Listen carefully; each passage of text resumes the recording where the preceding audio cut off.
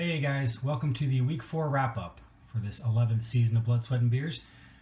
For your viewing pleasure, I've asked a special guest host to join us this week and to give us some insight, some feedback on our league, a league that he follows very closely. Welcome back, everyone, to another edition of the Superfans. I am, of course, your host, Bill Swirsky. You can see, of course, that my friends Carl, Pat, Tad, my brother Bob, they are missing today. Of course, they're back in Chicago and I'm in Arizona.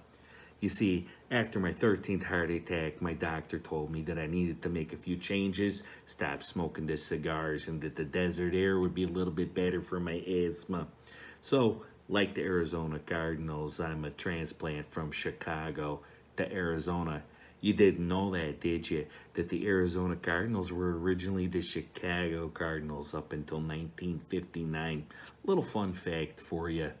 Well, your commissioner, Adam Gabardi, has asked me to do a little recap of the Blood, Sweat, and the Beers Fantasy Football League. So let's talk a little bit about the action this week. Of course, the big matchup that everybody was watching, of course, was Oh Bother versus Ghost Protocol.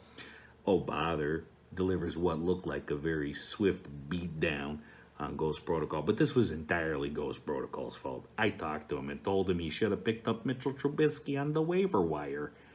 He didn't do that, of course.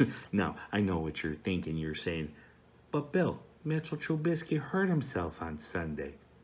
Fake news, my friend. Had he picked up Mitchell Trubisky, it would have guaranteed him to win. Augustus Gloop 9 and the read option, an exciting close one there. Fun Bunch versus Poncho laying nuts. Fun Bunch did what he came to do and gave Poncho a little puncho in the nuts, if you know what I'm saying. And then, of course, bye week versus Keith, Cool Breeze. Bye week, getting his first win of the year. I talked to bye week a little earlier this week. He said that he guarantees more wins coming down the pipeline. Well, we'll see if he can deliver on that. The mad scientist himself maybe pull out a little few tricks from his bag. We'll see. But hey, let's get back to the real big topic at hand, and that was the chats this week. Keith crying about no respect. Everybody's dogging on him. I gotta say, you guys just don't appreciate Keith. I mean, you got to think of the positives here, huh? We don't want him to retire from the league. That seems to be the talk this week.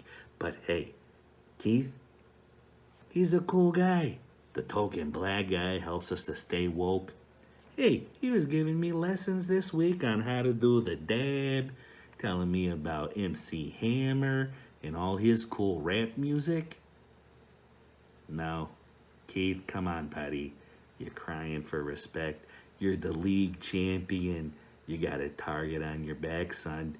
You need to ask yourself the following question. WWDD. What would Ditka do? It's very simple, my friend. Keep that in mind for next week, okay? Before you go shooting your mouth off. Something to keep in mind. All right, friends, that's it for the recap for Blood, Sweatin', the Beers Fantasy Football League. I want to thank you. I am again your host, Bill Swirsky, the super fan himself. I'm going to take you out on this, a little dance I haven't done since Soldier Field 1985. The Bears win the Super Bowl.